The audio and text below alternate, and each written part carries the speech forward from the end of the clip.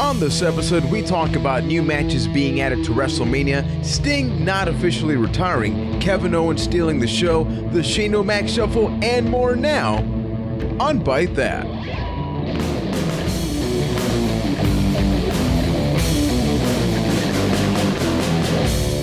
Hey gang, what's going on, and welcome to episode 135 of Byte That's weekly wrestling podcast, a place where we talk about the road to WrestleMania. The fast lane, that's over. There is no more roadblock. There's only 1.5 more shows left before we get to WrestleMania. So thanks to everybody for tuning in, checking out, and supporting the podcast. Remember, we are available every single Tuesday night on iTunes, Stitcher, TuneIn Radio, ByteThat.com, and for this and tons more, especially next week that we have our WrestleMania week special. Subscribe to our YouTube channel nearing 5K subscribers. That is youtube.com/ByteThatCast. My name is Juan Velas. I am from San Juan, Puerto Rico. And joining me in this installment is the two-man band, because we got Keith Poshik from Winnipeg, Manitoba. Baby! Hello. Yeah. No. Some of you may be a little sad, because usually it's either Including me or myself. Keith. Yeah. Usually one of us is absent at some point. It is Ryan this week. We would be adrift at sea right now because our anchor has left us. Yes, this week, Ryan is our Elias Sampson, but it's good, though. He's actually attending a SmackDown event on Tuesday. Yeah, that was pretty bad, but we're actually recording right after Raw. This is a little weird, so this is almost like a Raw reception. Our perception of the show may be a little bit different, which is nice, though, because when we usually record the podcast, you have some time to marinate. It's been a full 24 hours after Raw. But here, Raw ended 13 minutes as of this recording right now. So let's just get right into like the overall impressions. Raw just ended. We saw Dean Ambrose get the DQ because he got the chair. At the end there, he was staring down Paul Heyman. We closed out the show. Your overall thoughts? So you're telling me that the main event of Raw ended in a DQ.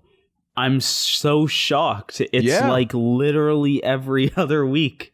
But Raw was good. It was a really good show. There was actually some really solid matches this week. But the one thing that I would say against it is it doesn't feel like WrestleMania is 2 weeks away, you know? Like, it was a good Raw on its own, but we're in WrestleMania season. We're on the road to WrestleMania, fast lanes, roadblocks, and all of that, but WrestleMania is in 2 weeks, and I'm not really, like, WrestleMania levels of excited yet. And, yeah, I don't want to go directly back to last week's topic, but the main event is usually the main attraction, and that being Triple H Roman Reigns. Do you think that the lack of excitement that we have specifically for that match maybe hinders that? Honestly, no, because it's one of those things where Raw is a 3-hour show. And honestly, during this whole WrestleMania buildup, I'm so tuned out by the time they get to the whole Triple H Roman Reigns thing. That's not the parts of WrestleMania that I should be more excited for. Like, that is what it is, but it's just the rest of it that I'm not. Honest, I don't feel like I'm feeling it as much as I should, you know? I get you, and maybe I'm on the same boat. Let's sort of recap. So the past couple of weeks, we've been saying that match-wise, like looking at the card, with the exception of some matches that we're going to bring up, one with the Dudleyz and the Usos, which we're kind of like meh about, but most of the matches on paper are pretty great, with the Hell in a Cell, AJ and Owens that we'll get to in a little bit, the multi-man IC match, which people long rumored AJ that was going to happen. Jericho, you mean? AJ and Jericho, yes, thank you. See, this is what happens when Raw just ended. You mix things up, but yeah, we're getting AJ Jericho, but you sort of feel like when there's almost not a captain in the ship. I don't know if that's like a weird example, but it feels like there's all these great matches, but the glue, there's not something to really bind that together. And I think for me, the problem is that because most of it is still centered around the Authority, which is something that I'm really tired of, I just don't like that, because the format of the show, like if you look at Kevin Owens, right? Kevin Owens stole the show. He was pretty much the spotlight from the first match, but after every match or anything he did, who ended up being in this segment? Stephanie McMahon. It always came back to them. And I was really excited at first, but then going back there, it's like, oh, I get it. You know, we're supposed to feel threatened, but it's been years with many, many S's. And at this point, I just don't care about the Authority. Agreed. And I think you brought up a really good point there about how, on paper, this card looks incredible. Probably one of the best in a very, very long time. But it's just that whole weight of the Authority that's bringing it down. Like, on paper, I am very excited, and maybe that's where that divide comes from, where I feel like I should be way more excited than I actually am, because the card itself is awesome, but there just feels like there's something missing, and maybe it is that Authority thing, how it almost feels like there's because the Authority is kind of intertwined with everything at this point, it's almost bringing the rest of the card down to that perceived Triple H Roman Reigns excitement level. You know, in any wrestling podcast or wrestling documentary, they say the worst thing that can happen to a wrestler or a company is to not get booed or cheer, but just get nothing, right? And that to me is the Authority, more so than Roman Reigns. Like, let's take a little bit of a break and see how that scales up next week, which is the last Raw that we really have to talk about this. But because I don't feel any of that, it doesn't matter. Like this whole Hell in a Cell thing, I'm looking forward to the match, but it's honestly not because of the Authority thing. Like just either have Shane McMahon be in charge or not. But the whole idea of, well, if he wins, then he takes over Raw. So in that sense, I'm feeling good about it. This could be a whole other topic, and maybe we should save this for next week, but it is fascinating how, as individuals, Stephanie McMahon and Triple H are so good. Even Vince McMahon, you can put in there, are so good at what they do, even the best, you could say. But when you lump them together as the Authority, you're right, there's just nothing. It's a very interesting divide. Really good point, though, because if you noticed, we've been praising Triple H's work in the ring and out. Same thing with Stephanie McMahon. Vince, I think it's gotten to a point where he just does the Vince McMahon thing, and I'm not saying that's a bad thing. Vince is Vince, and that's the best. Exactly.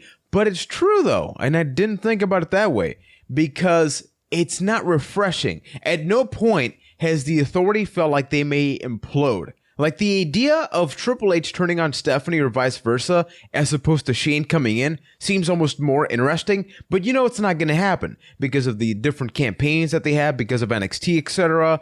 So, yeah, I think that maybe as we talk about the other things on this episode, we may figure out where the problem is? Question mark?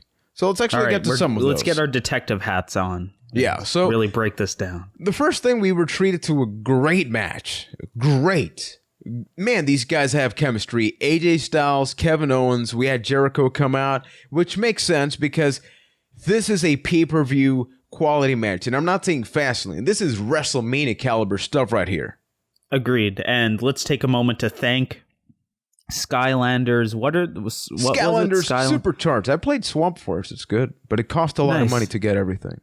Yeah, if the WWE wants to do amazing matches to help with sponsors or like sponsor an amazing match, you know what? So be it. Let's do it. Thank you, Skylanders. They supercharged the match. They Works did. For me. They put that little Kevin Owens figure on the portal of power, and boom, the sky was the limit. Yeah, and after the match, it was pretty much the Kevin Owens show or KO Mania, because everything was centered about what was going to happen at WrestleMania. We've been speculating about how much it seemed like we were going to get Sami Zayn, Kevin Owens, but we want to save that. And unfortunately, that is the case. We had this a weird triple threat match between Sin Cara, Stardust, and Zack Ryder, which, for context... Which is a whole other can of worms. And this was yet another hint by Reddit user Falcon Arrow, who also mentioned that Fandango versus Jericho was going to happen on Raw. So I don't know who this Falcon Arrow guy is, but he is... He specified a lower card match like Fandango Jericho. That's not a groundbreaking announcement. That's a random thing. So this is somebody that has access to the match card for the show and the storylines. Because even though not much happened with Zack Ryder, because he speculated that something big was going to happen with Zack. Now, he is in the Money in the Bank ladder match. I don't think he's and the IC title match. What am I saying? But let's be honest here. He's not going to win, is he? No, there's no way. Yeah. If it was maybe like a one-on-one match between like Zack Ryder and Kevin Owens, then maybe Sami Zayn cost Owens the title. But there's just too many people in that match. But hey, you know what? In somebody like Zack Ryder's shoes, the fact that you're in a match on the WrestleMania card that isn't just like somebody that's immediately going to get thrown out of the Memorial Battle Royal, that's a win in itself. As long as he doesn't get kicked in the balls at the end, I think that's a win for him. Indeed.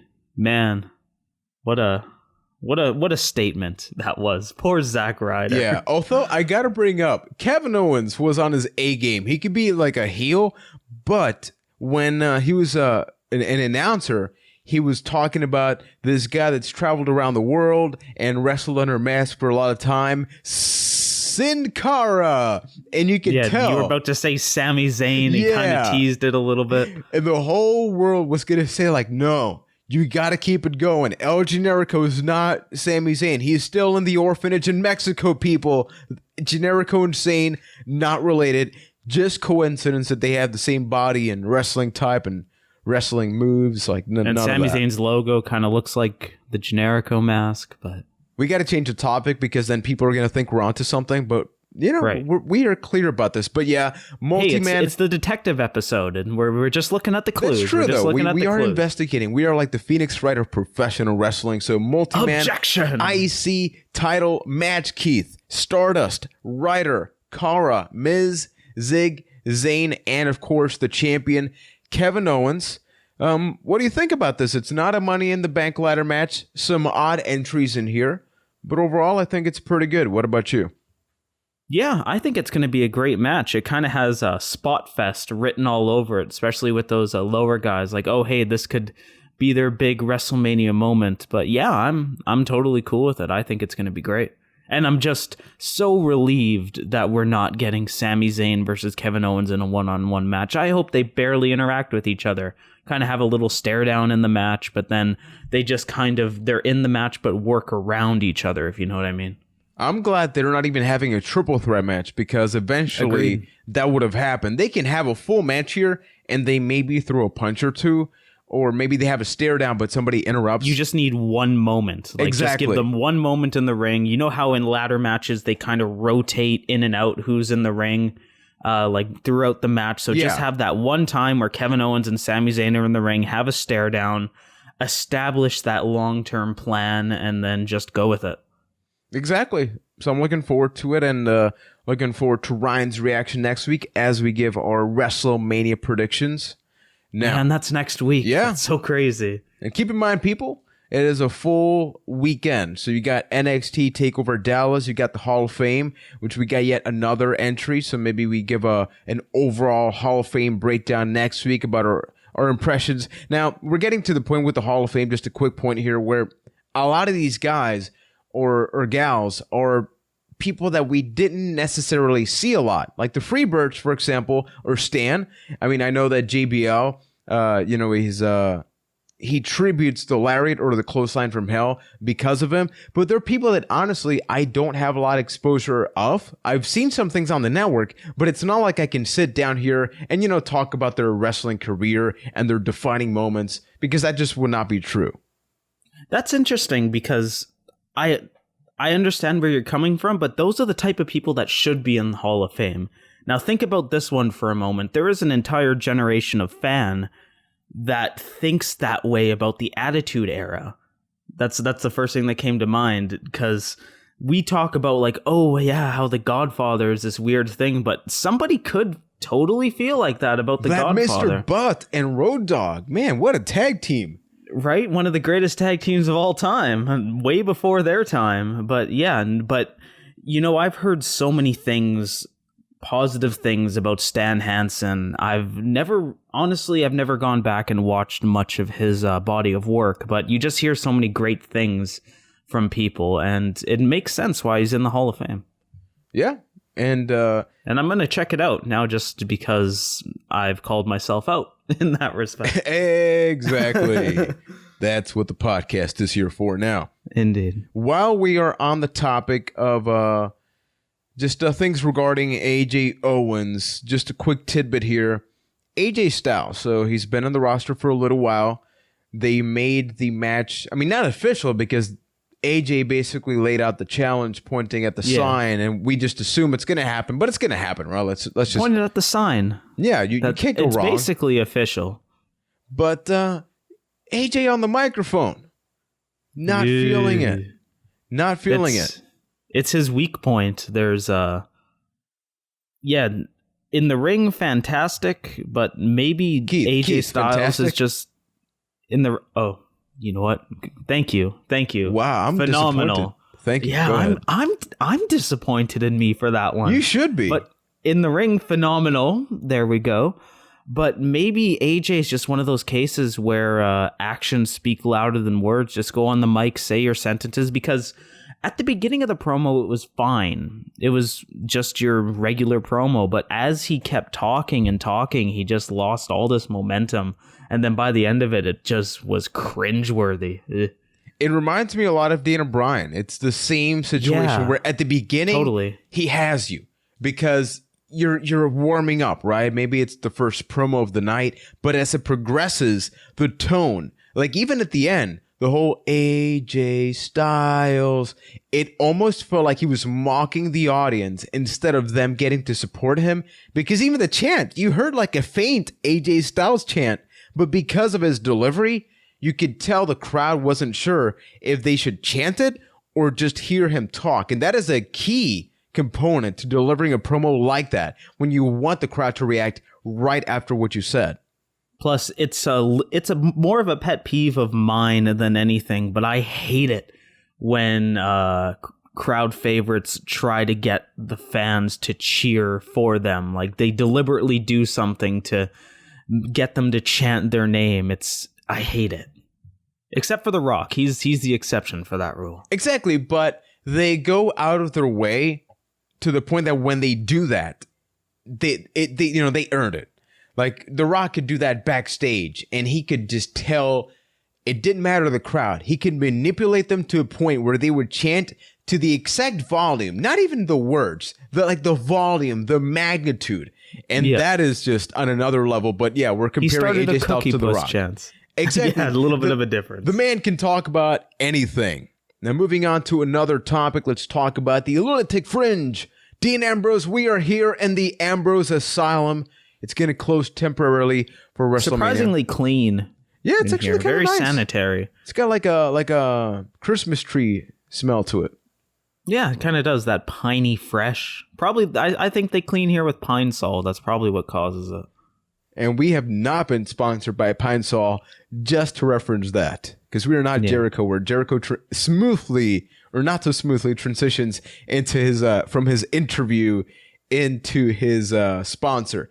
Anyway, that's a side. See, this is what happens when Ryan's not here. You and I tend to go off track a lot. Not saying that's a bad thing, but that's kind of our thing here. It's kind of our thing. We start with AJ Styles. We end with cleaning the Ambrose Asylum. Hashtag Pine Sol strength.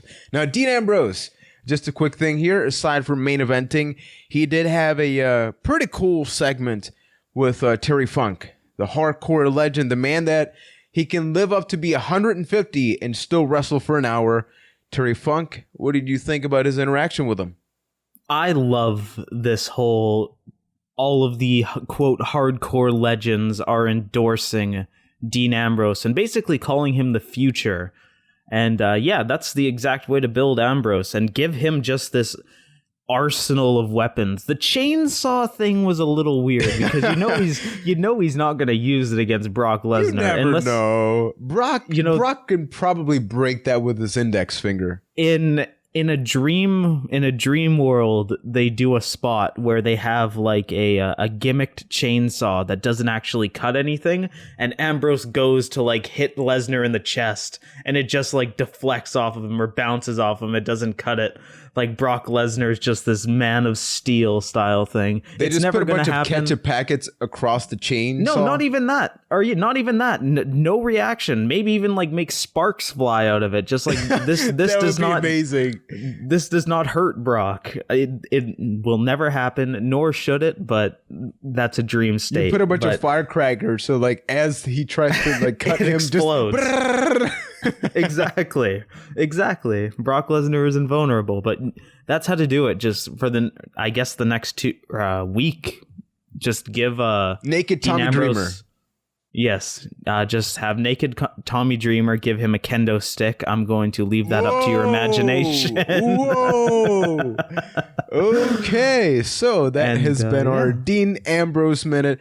Yeah, for me, I got to piggyback on what you just said. I like this. The fact that they're doing it slowly, first with Mick Foley, then with Terry Funk. Now they got one more guy left. I'm not sure who they're going to go with. There are options, but it's almost they like... They got to do Tommy Dreamer, kind of like the ECW thing, right? Yeah, that would make sense.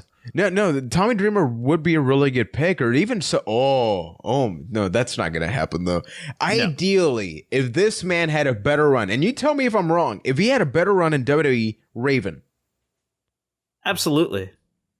Like from look, character, wrestling style, that would be the guy. But given how he's talked about WWE, yeah.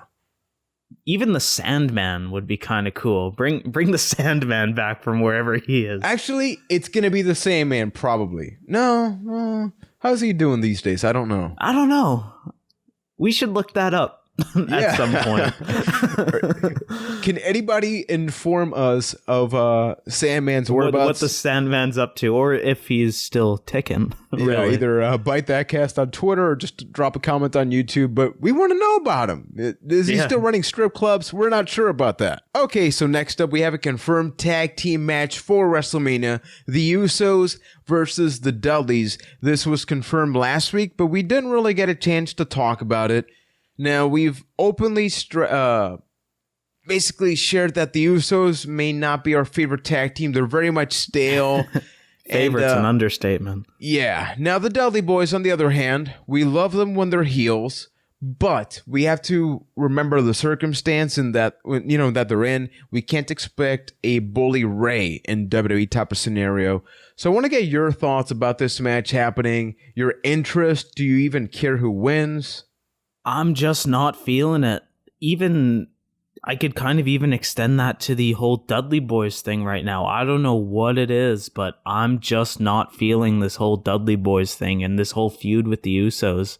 It's just, a very solid, There's I guess something needs to be sacrificed to the filler spot in the WrestleMania card, so why not this?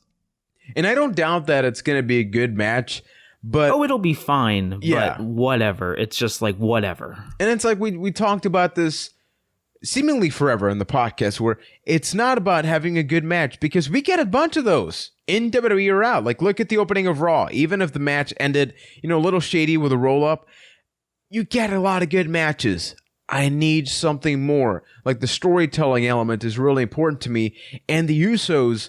which I'm just going to point out, they have the best excuse for being face or heel, and it won't matter, because of their face, and you hear like, ooh, in the crowd, you can just say, oh, well, they're saying oohs, they're not booing them. And if they're booing them, then they're booing them. So it's a win-win scenario for them. It's the Mr. Burns effect. They're not saying boo earns, they're saying burns. Burns. Yeah, Usos, these guys have been in WWE for years, and from day one, I just don't know. But something never clicked, and it's because they seem like cool guys, but if you look back at like your ENCs and Hardy Boys, there was a difference. Like, Jeff Hardy was the crazy guy. Matt was, I'm not going to say technician, but he was the more ground and pound type guy, right? When you see Edge and Christian, they had similar styles, but still, like, from their look to the way they spoke to the way they looked, they had something different. But the Usos, they just kind of look like good guys and wrestle like good guys. I think the Usos are a great example of what happens when you're a great wrestler with no personality. That's kind of like where those types of performers plateau, because the Usos, when the Usos were the tag champions and they were having great matches with the Shield, with Luke Harper and Eric Rowan, it was awesome. But those great matches kind of made up for their lack of personality, because it's just, they're kind of a one-trick pony. The whole "when I say oos, y'all say oh" thing is really all they have in that regard. And yeah, it's just not working anymore.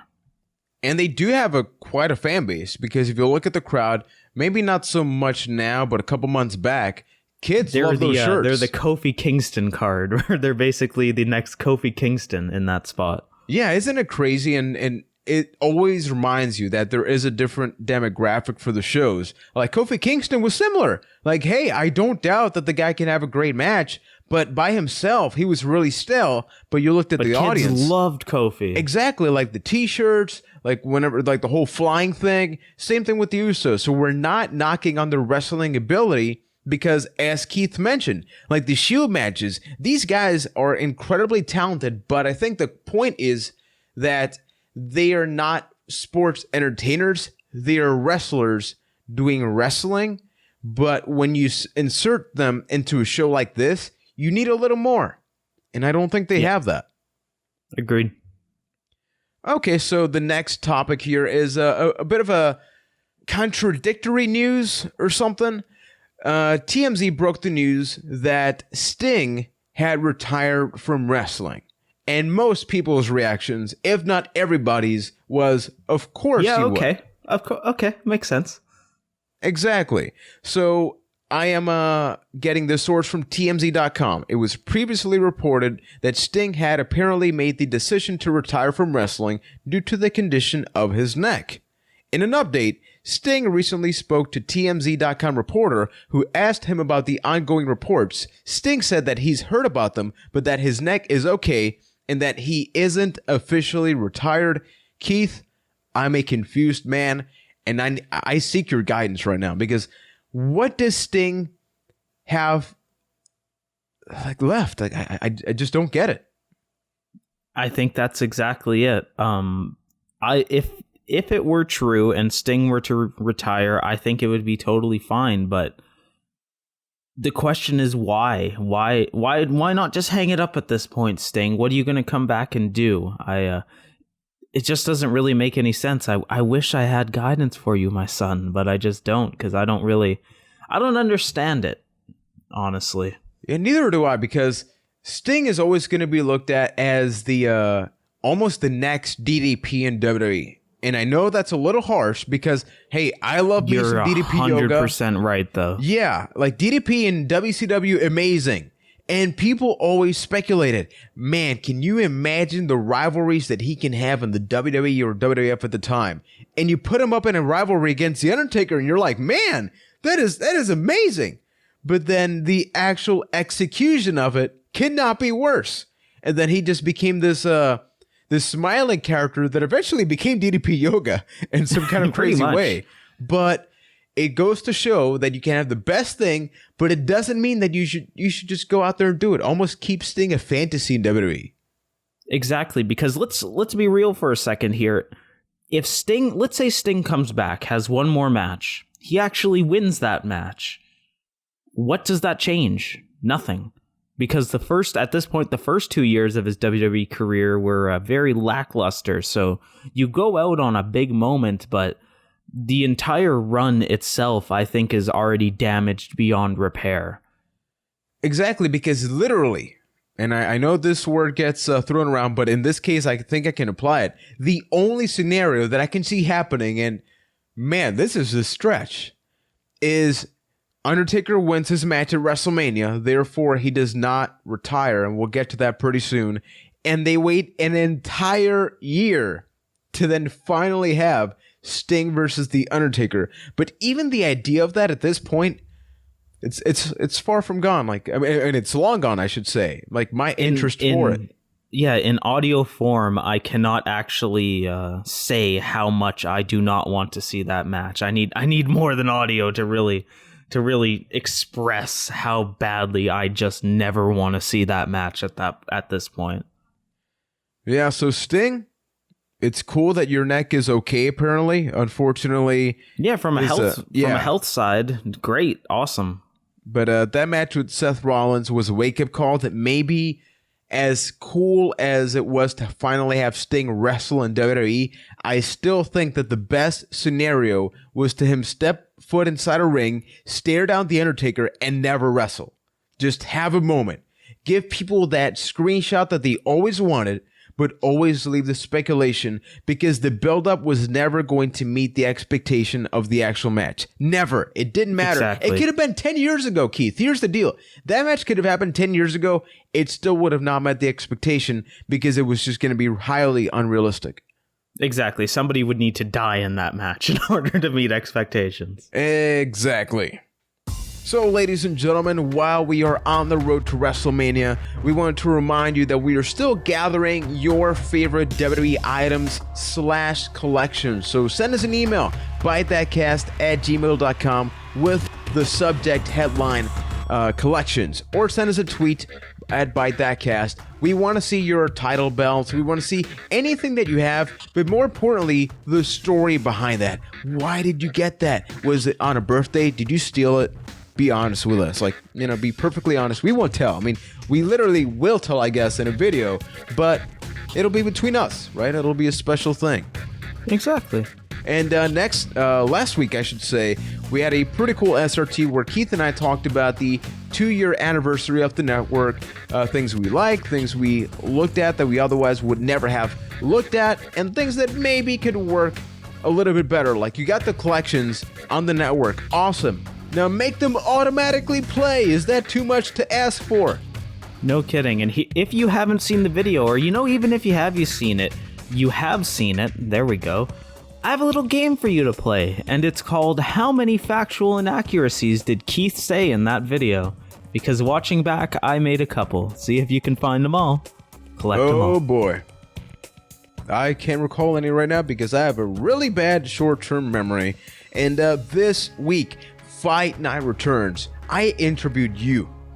You lazy son of a gun 2 weeks ago. You're the Fight Night GM. You do a terrible job, but Fight Night continues, and the Battle Royal that you scheduled, the last Hope Battle Royal, will be happening this Friday on the channel. Keep in mind, Thursday videos are now Friday videos. And my apologies for...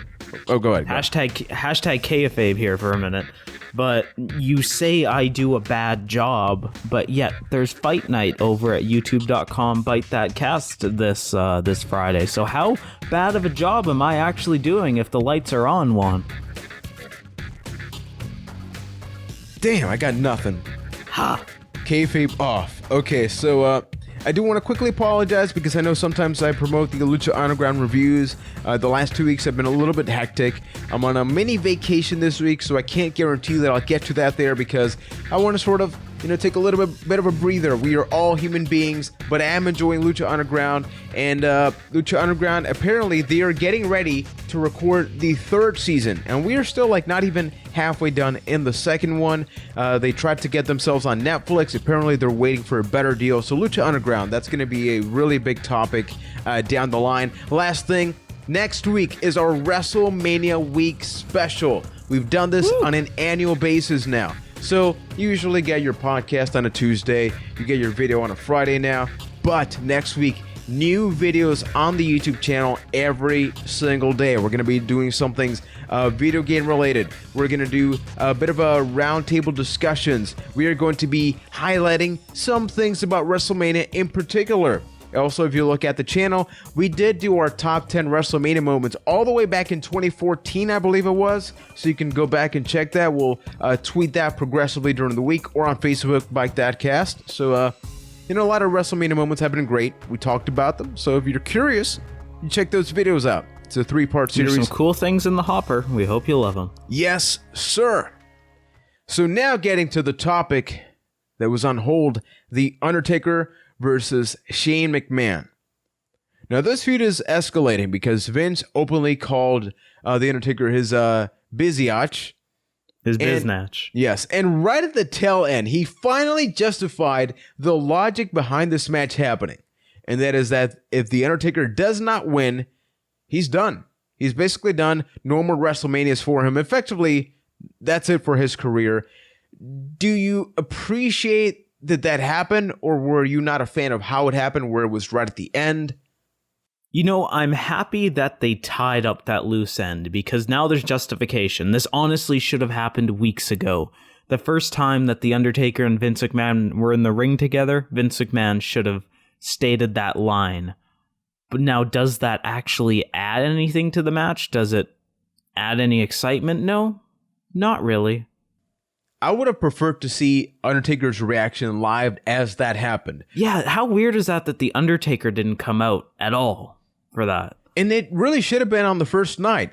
Picture the scenario. So you have Shane there, you have Vince there, and he references something to where The Undertaker comes out, right? Like maybe Vince hints, hey, this is going to happen.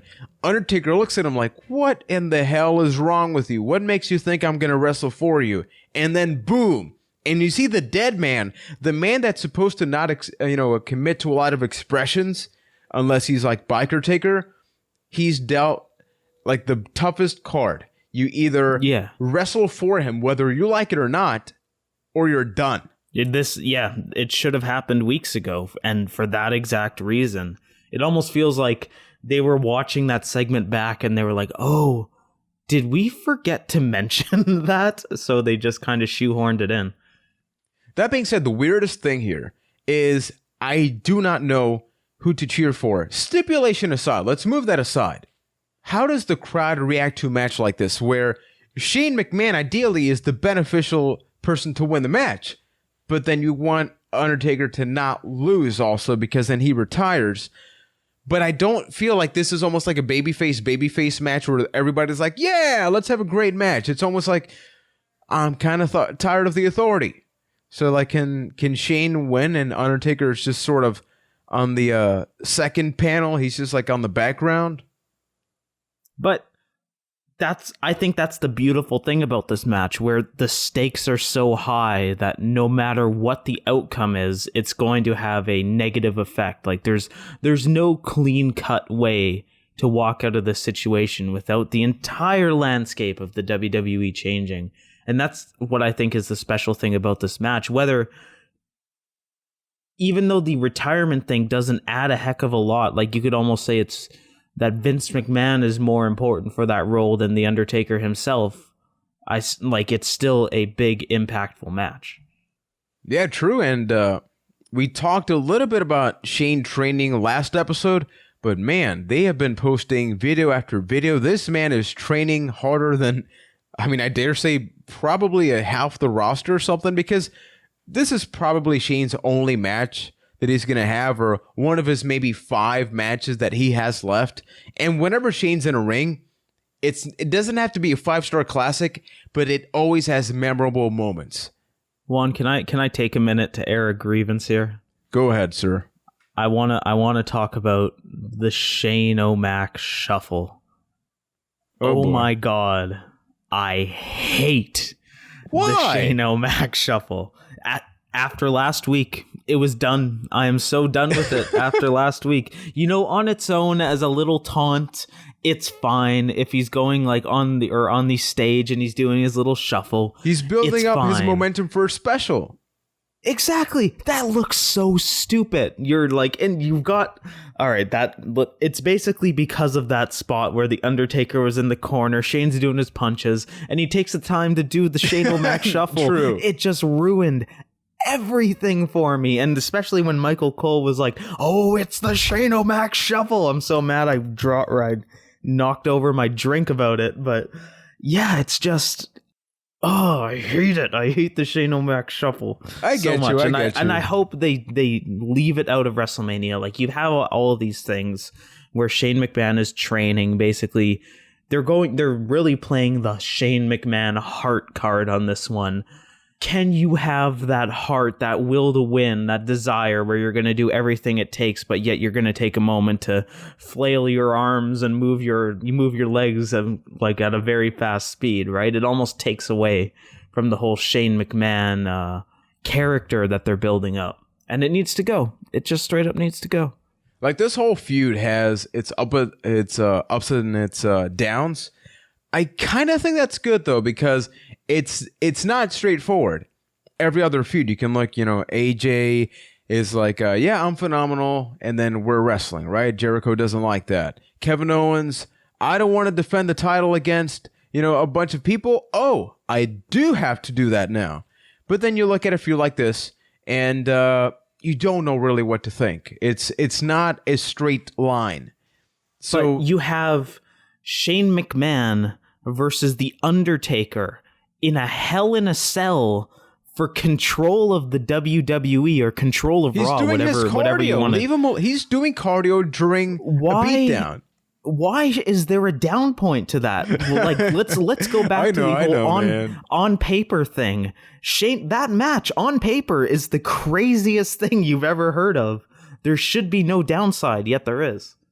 And I don't mean that from a storyline standpoint, because that part should exist. But from a build standpoint, there's a downside, and that shouldn't happen. That shouldn't exist. The last thing I want to ask you, because with next episode, we're already going to know about this. Do you want a final stare down, not necessarily between Shane and Taker, but between Vince and Taker before Mania? So like on Raw? I would rather honestly see Vince and Shane have a final stare down, just that like father and son moment. End it with Taker coming out maybe later and leading to some sort of stare down in that way. But it started out as a feud between Vince and Shane, and why not make that like the end point? Pretty good call.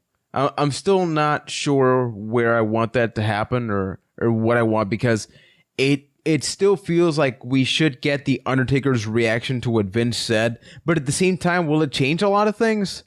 Like, part of me thinks Not like, no. Really. Yeah. See, that's the weird thing, that this announcement happened a week before. Like, there's only one Raw in between then. Now they have to do so many things potentially with that last episode of Raw. And it'll actually, no matter what they do, it'll be very interesting to see where they go. At the very least. Yeah, it really will. But you know what's also really interesting? T-shirts, Keith. T-shirts. Hey, they have a heck of a streak going. There's that illustrious Y2AJ shirt that came out. A huge, probably collector's item soon. And yeah. Yeah, so Keith, if I gave you a shirt that in the front it said, "The booty at night is big and bright," and in the back it said, "Deep in the heart of Texas," and I gave this to you from the bottom of my heart as something for you to wear at WrestleMania, what would your reaction be? I would probably wear a hoodie that was zipped down for the most part, so I could just have the booty at night is big and bright, and yeah. But what about just the booty? No? Yeah, you could totally do that. Just zip it like halfway down and just the booty on a t-shirt. That would actually be kind of amazing. Like I am the booty. I am the booty. I'm the bite that booty, baby. Oh God, I think okay, I'm not even going to go there, but yeah, this is the latest New Day shirt. Another shirt in the WWE series of will just people wear this? And some people were supported. No. Some people were supportive, actually, but it's a reference to a very great classic song. And I don't know, just the New Day, they keep coming out with a lot of merchandise, and it's selling. So who are we to really judge? If you think about it with the Bootios, so you pay $35 for a cereal box with a t-shirt, no cereal. I mean, let's be honest, the cereal would cost maybe $2. You can put some corn pops maybe in it. Make yourself feel a little bit better. It's so smart. You're getting people to pay extra money for a t-shirt just because it's going to come in another box. It's so smart. Okay, here's the real question. Are people paying for a box with a shirt or for a shirt that comes in a box? Probably the box with a shirt in it. Yeah, probably. But I just wanted to let the world know that there is a New Day shirt that reads, "The booty at night is big and bright, deep in the heart of Texas." And if you have this shirt and you wear it for WrestleMania, you tweet us not tweet the shirt, tweet a picture of you wearing the shirt at WrestleMania, and we will retweet that. Because indeed we will. Because that is simply dedication. I mean, that's pretty much the top of the food chain here. Now, just a last quick topic before we move on to your questions. This broke out over the weekend. TNA has had a lot of people departing the company, and the latest two to do so are Bobby Roode and Showtime EY Eric Young. These two guys were part of Team Canada from day one that they were there in TNA. Keith and I, and even Ryan and Clinton, we've seen a lot of these guys because even though we don't watch TNA regularly, these guys were a key component when we did watch TNA, and now they're gone. So the two questions are, what do you really think about them when it is that you watch them? And the second one, and the one that people are inevitably asking, are they WWE or NXT bound? On the second point, tough for me to say because I honestly haven't been following Bobby Roode or Eric Young's career recently, but Bobby Roode is somebody, at least in the time that I spent watching TNA, I always thought was underrated. Like, yes, he did get his moment in the sun, but crash and burn is putting Bobby Roode's TNA time lightly. It was great for a while, but then it just kind of fell into absolute nothing. I've always been a fan of Bobby Roode. I liked him, even from the Team Canada days. Scott D'Amore, lest we not forget. Yeah. But Eric Young is a whole other story. I've never been a big fan of Eric Young. It always, especially when they tried to make Eric Young TNA's version of Daniel Bryan, it always rubbed me the very wrong way. And I've just never been a fan of that whole like quirky Eric Young or anything like that. So he's just not for me. I know he has fans out there, but I've just never been one of them. Yeah, Eric Young, I think what you're referring to happened way before D-Bry actually, but it was the TNA pay-per-view where Scott Hall no-showed, and it was supposed to be a six-man tag. So it was Nash, Hall, and Samoa Joe. What happened was that Scott Hall no-showed the event, so Samoa Joe actually cut a shoot promo in the middle of a ring, and he said that there was a TNA star that wanted to really, show up and be tough. What I'm referring to was years later during the whole Yes Movement thing, where they were kind of positioning Eric Young versus Dixie Carter, right? Basically a parallel to Daniel Bryan versus The Authority. That's what I was referencing, but that's also a very good point as well. So in multiple occasions then, if you really think about it, because by that time I tuned out a little bit, so it's interesting how we've sort of been switching roles. But yeah, really. Eric Young, in a lot of different points, has been put in the spot of being the number one babyface, the really good guy, like not a John Cena, but just, it's weird, but almost like a Bailey. If you can compare it to something something recently. Yeah. But I always felt there was something missing. He did have the pile driver, which was crazy that up until his last day in TNA, his finisher was a standard pile driver, a move that has pretty much been banned in mainstream wrestling in the States. And he openly did that. He had every title that he could pretty much have. Same thing with Bobby Roode, sans the X Division title. Now, recently, James Storm was in NXT, but he went back to TNA. They reformed Beer Money, so now Beer Money is no longer a thing. That was a great tag team between Roode and Storm. Oh, Beer Money was so good back in the day. Beer Money. I'm happy now. So, would I be the beer and you're the money in this respect? No, because I don't drink. You drink a lot. That's why I said I'm the beer. You're the money. Oh, I think I drank something and I got confuzzled there a little bit. Yeah, I guess I'm Bobby Roode. I make all the money, and my manager was Tracy Brooke. Yeah.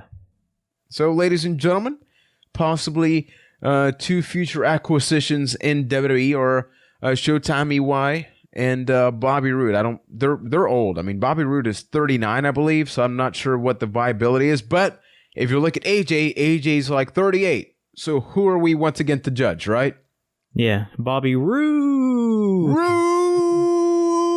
Time for questions. Ladies and gentlemen, you send us those questions on a weekly basis because we love you and we love answering them. You can send them over to bytethatcast@gmail.com, or if you do the Twitter thing, tweet us bytethatcast with the hashtag AskBT.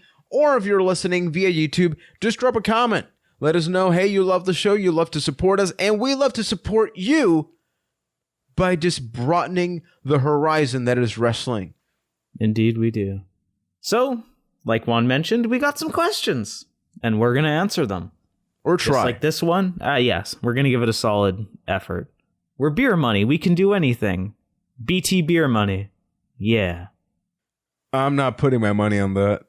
Okay, and I won't put my beer on that either. But our first question comes from Steve-O WWE, who asks, who is one superstar that you dearly miss in regards to the build and card for this year's WrestleMania?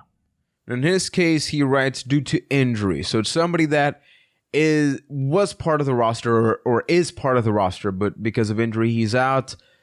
Honestly, Cesaro. Yep. Because I kind of feel like he would have gotten something. I'm not going to say like, world title match or something, but him and Owens could have had something special. Yeah, imagine Cesaro thrown into that ladder match. I think he would have added an interesting dynamic. And yeah, honestly, even more than somebody like Seth Rollins, I miss Cesaro the most, because when Seth comes back, he's going to have his spot. It's not a guarantee for somebody like Cesaro, and I wish he was around just to keep building that whole, basically so we could just preach about how great Cesaro is and God, they need to do something with him. In hindsight, I miss it. I miss it so much. So thank you, sir, for the question. Our next one comes in from Terrence J, who asks, I have a question for you guys. Sweet, and I love the podcast every Tuesday night. But here's my question. It's about WWE theme songs. Whose theme song do you just love hearing? Mine would be Brock Lesnar, because his music just has that feeling of somebody's going to get their arse kicked, or handed to them, as he says. Isn't that right, Keith? And yes, that is a heck of a pick. Just for the record, like the listener asked Keith. It's not Keith like asking himself. He's not a narcissist. Yes. At least not here. Yes. So he says, right, Keith. And then Keith's answer starts with, yes, you are absolutely correct. The best way I could go into this whole thing, but I think the best way to describe it is how Taz used to say, where whenever Brock Lesnar just would come out, he would just go, well, here comes the pain. And that's exactly it. When you hear that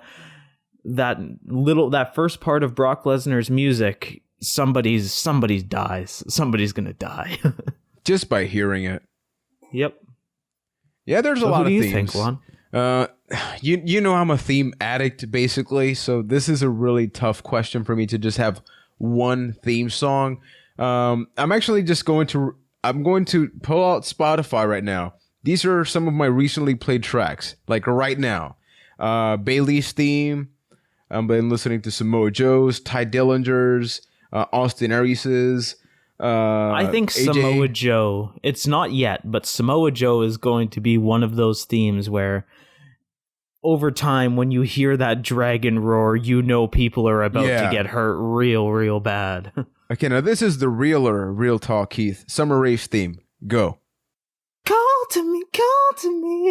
I feel very excited every time I hear that theme, but excited. It's not for excited. I get amped for it. I get pumped. I'm like, yeah, we'll call to you, Summer Rae. It's a heck of a theme. Yeah, there's so many themes like Edge, Edge's last theme, Evolution. We can probably do a whole video about theme songs. Maybe not a countdown. So if you guys want to hear us doing something like that for the channel, that's a possibility. Definitely not a countdown. Tried that one. Yeah, we there have been ideas, and legally we realized that would probably not be a good idea, so we scrapped it. So it would probably just be a nice old discussion between three wrestling fans. Indeed. So thank you for the question. Our next one comes in from Austin M, who asks, where do you guys think J&J Security are? Chuck E. Cheese.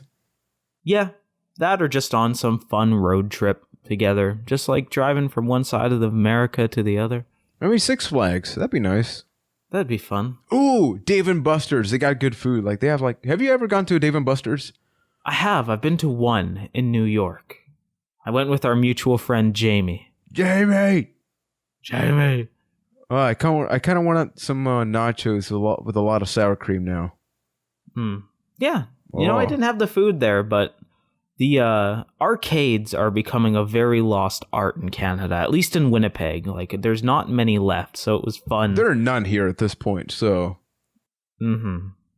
So Chuck E. Cheese or Dave & Buster's is our answer. Yes, pretty much. All right, thank you for the question. Our next one comes in from Travis H., who asks, Byte that cast. Want to play a little game? Yeah. Okay.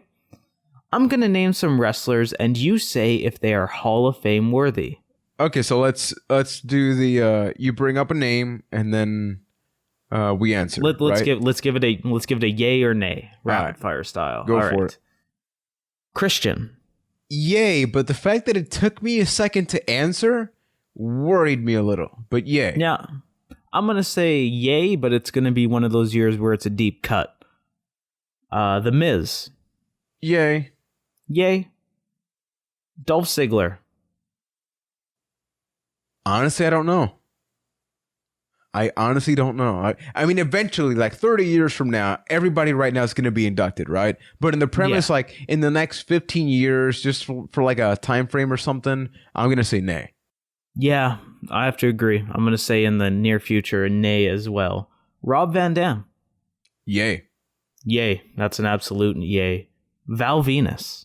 Nope, because of everything he's involved with right now. He sells a lot of marijuana currently, and I think WWE no likey bouncy right now with that. So yeah, and even beyond that, like he was part of the Attitude Era. I guess it's one of those things where it's like the Godfather is going. Yeah, in this I was year. just about to say that. Right, so maybe. I'm going to say maybe on that one. The Great Khali. It better be an A. Yeah, God, I hope it's a nay. Even though, might be one of the greatest Hall of Fame speeches of all time, I'm still going to say nay on that one. Michelle McCool. Nay. I honestly don't. Like, she was cool in that... Was she McCool? There was actually no pun intended, but she was good in an era of really bad divas. So I don't know, like I just don't feel anything. I'm going to say nay individually, but I do think that it should be a yay in regards to Lay Cool. I think that team should go into the Hall of Fame one day. Because Lay Cool was pretty awesome. Yeah. Yeah. On to the next one, Deborah. I'm going to jump ahead and say nay. Yeah, nay. She didn't do much. Puppies? I mean, hey. Little kid me loved me some Deborah. I couldn't get it why back then, but yeah. Yeah, no, and for that reason, yeah, but beyond that, exactly, what did she there's contribute? no substance. Yeah. Maybe they induct Steve Mongo McMichael instead. On to the next one, Ivory. Yay. Yay, absolutely. Very underrated for the... She was just born a little too soon, I guess. But Brutus the Barber Beefcake. Honestly, I can't give an honest answer. And I said honest there twice, now 3 times. But I don't think he really did anything for me. So from my perspective, I'm going to say nay. But he's going to be inducted. I don't think he ever did anything really, period, besides be Hogan's buddy. But I don't think he will, but he will one day.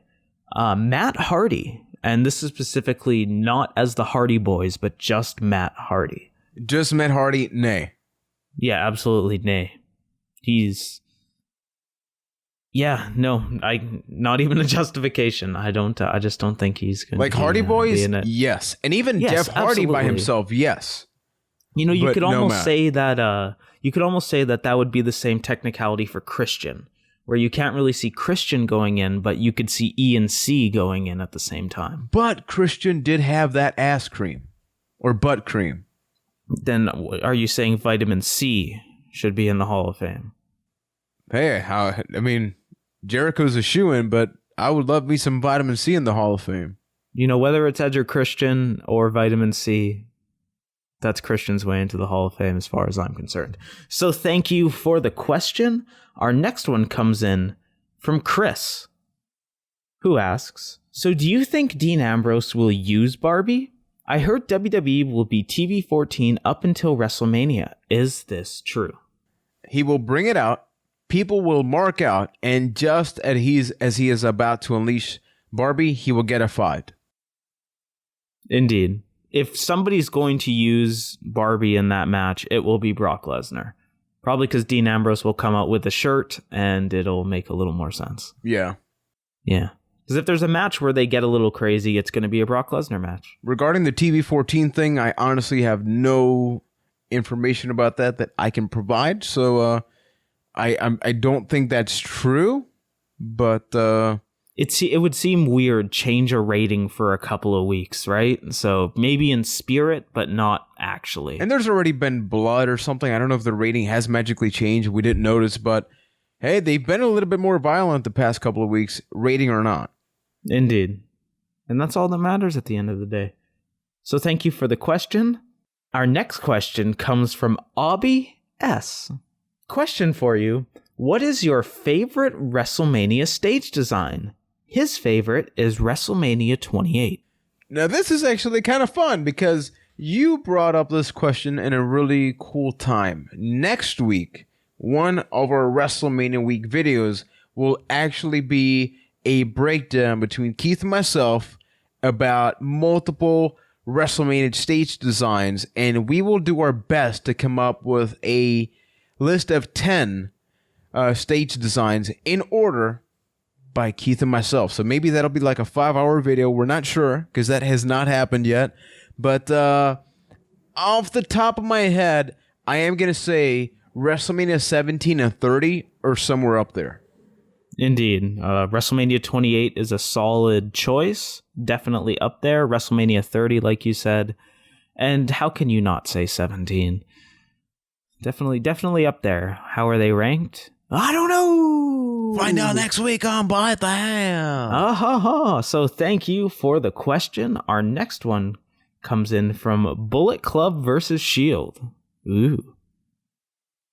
Who do you think has been the latest wrestler to give his notice to leave the WWE? Reports have been saying it's somebody anonymous, and it'll be surprising to see. He thinks it's either Dolph Ziggler or Cody Rhodes. There's been speculation that it's Sheamus, given the lineage of Drew Galloway and Wade Barrett and Sheamus. These guys basically started wrestling together, so it would make a lot of sense. And honestly, Sheamus can make a lot of money outside of the WWE, working way less than he does right now. And I don't think Sheamus is ever going to get another WWE title shot or just run ever for the remainder of his career. Yeah, Sheamus is a very, very likely possibility. Another person that comes to mind is The Miz, for that exact same reason. Like, The Miz could probably go and make a lot of money outside of wrestling. So, it makes you wonder how long he's actually going to be around in that respect. But you never know. There's only one way to find out. You should do reality shows someday. I know, right? Probably do real good on The Real World or something like that. He would. All right. So thank you for the question. Our next one comes in from DDG Gaming 12, who asks, or more says really in this point, my favorite year in wrestling was 2008 because of the feud with Chris Jericho and Shawn Michaels. Which year was your favorite and why? This is the type of question that is my kryptonite, because for every good things that happens in a wrestling year, I can't really just pinpoint like, oh, yep, that is the one that I want to go back to. I think that... Do you need me to bail you out here? Yes, but I am going to say that late 2000 to 2001 was really good for me, because I know that some people maybe looked at that and didn't exactly love it. But, and I bring this up every single week, I watched more WCW than WWF. So having this whole thing of like the company being bought out and then what's going to happen. And then later on, we got the invasion angle, which sucked. But the whole thing of what is going to happen to the world of wrestling was unbelievably intriguing to me. Plus, I was a little kid back then, so that helps a lot too. But yeah, our answer is actually very similar. If I were to just choose one year, it would easily be 2001 as my favorite year. I wouldn't call it the best year in wrestling, definitely the best first half, but it is easily the most pivotal year in wrestling. The place where the company was in January that year to where they were in December is so different. It's crazy. Yeah, the roster. So many things changed in that time. It's easily one of the most pivotal years, if not the most pivotal year in the company's history. That's why I love it. It's so interesting. So thank you for the question. Our next one comes in from Slayadex23, who asks, if you could sign any free agent to the main roster of WWE, who would you sign and why? See, this is tricky because the question is sign any free agent. So yeah, this I don't know not, what really qualifies as a free agent. I think it's difficult because right now, unless it's like a Bobby Roode or Eric Young, I mean, Kurt Angle is, I guess, technically a free agent. So does he count for this? But I need to cheat a little bit, honestly, because I can't give a straight answer because I don't know. Like, give me a list of free agents, maybe. So I'm going to say, and this is going to sound weird, Grado. If you're an ICW fan, it is a UK-based company, or if you're like TNA, Keith has no idea who I'm talking about, I think. Never heard that name before. Grado, for context, is basically picture Santino from the UK, but he's been able to get that gimmick over so well that he's become a primetime player, like in a lot of parts around the world, with like a slightly ridiculous character. He comes out with a fanny pack. You know, he's a little bit of on the chubby side. He comes out to Madonna. I mean, that's one thing. He one time had an entrance with a Gradoberg, so it went from Goldberg to like a remix of Goldberg and Madonna. And to Madonna's Like a Prayer. So just think of that in your head. Goldberg and Like a Prayer. That's probably the best thing. Yeah, it works surprisingly well. I'll link you right after the show. It sounds amazing, actually. But something like that would be great because I would love to see if WWE is so open now to bring in guys from other places and just having them experiment. I would love to see Grado in NXT, not the main roster. NXT first, and then pull them up to the main roster. And I would like to see that, even if it failed, just to see, is WWE capable of doing that with somebody that has been established as a funny character, but that people love and appreciate? It would actually be interesting to see if that actually works in NXT, because if you really think about it, all of the super successful NXT guys kind of adhere to the same formula. But that would definitely be different than it. For my answer, I'm not going to be it's not going to be a serious one to a point, but I'm going to say the hottest manager in the California indie scene right now, entrepreneur Dirty Dan Reichert. Yes, would be the free agent that I love sign. That answer. It's the best answer. Dirty Dan. If you don't know Dirty Dan Reichert, do yourself a favor. Look up the force of nature that is Dan Reichert. It's a beautiful thing. Oh, I love you, Dan. I love you too, Dan. It's a new Dan. Yes, it is. Thank you for the question, Slayadex. Our final question of the show comes from Cody Collier, who asks, what is the match that could surprise you the most at WrestleMania by being either very good or very bad? And why?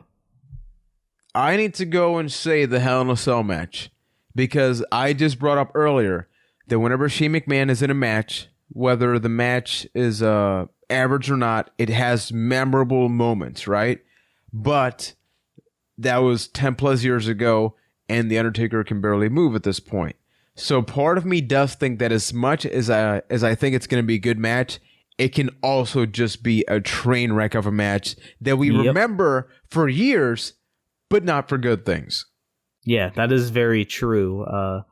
I think a match that's kind of getting no hype to it that could be surprising is Ryback versus Kalisto. That's another match that's either it's going to flop so bad or it's going to be great just because their styles are so different. But yeah, that or the main event, I'm hoping to be pleasantly surprised by the main event. Yeah, so thank you, Cody, for the question. And we want to thank everybody for submitting your questions. They're a really fun and key part of the show because, we can talk about Raw or WrestleMania, whatever the case, wrestling news, but your questions always keep things interesting because we don't know what you're going to come out with, whether it be WrestleMania stage design or sometimes, one time we got asked about salads. What do we think about salads? That was a question. So remember, keep them coming to the email, bytethatcast@gmail.com, bytethatcast on Twitter with the hashtag AskBT. We want to thank you for enjoying this Keith and Juan exclusive edition of the podcast. Now, if you want to join the family, engage with us. Keep in mind, How do they do it? I would tell Keith, calm down. Calm down, Okay. Keith. Keith, are you okay? Because I will inform this right now. They can go to Twitter. That is a social media website that has apps. Okay. We tweet, and they can tweet at us or DM us if they follow us, and we can engage and conversationalize. People can submit ideas for individual videos on YouTube. And that's all on our social media. And it's free. All of that happens there. Yeah, it costs them nothing. It costs everybody nothing. It doesn't even cost you anything, Keith. Oh my God. That's good. What a deal. And you have that Canadian health insurance, so you're golden right now. I'm super set. Yeah, and if they want to interact even more, they can subscribe to YouTube, and we almost have 5K followers. Like, pretty soon, we're going to have to reach out for that other hand for the 6.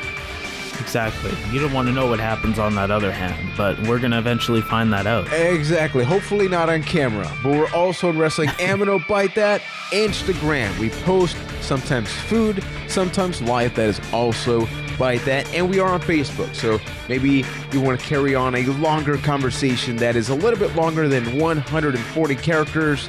That is Byte That Cast on Facebook. So thank you for listening. Remember, WrestleMania Super Sexy Extravaganza Week next week, right here on Byte That.